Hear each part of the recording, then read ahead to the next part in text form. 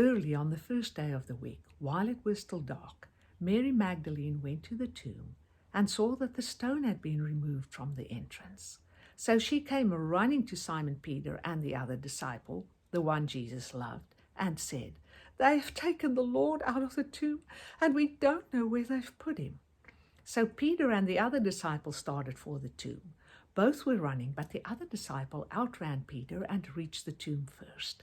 He bent over and looked in at the strips of linen lying there, but did not go in.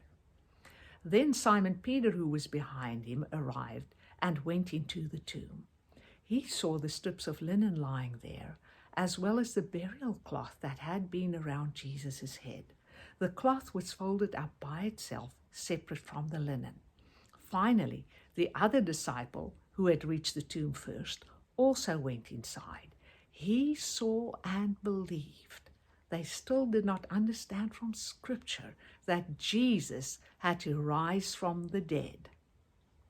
Then the disciples went back to their homes, but Mary stood outside the tomb crying.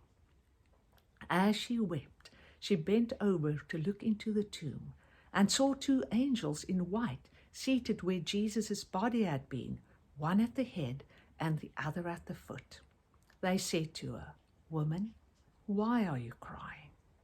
"They have taken my Lord away," she said, "and I don't know where they've put him." At this she turned around and saw Jesus standing there, but she did not realize it was Jesus. "Woman," he said, "why are you crying? Who is it you're looking for?"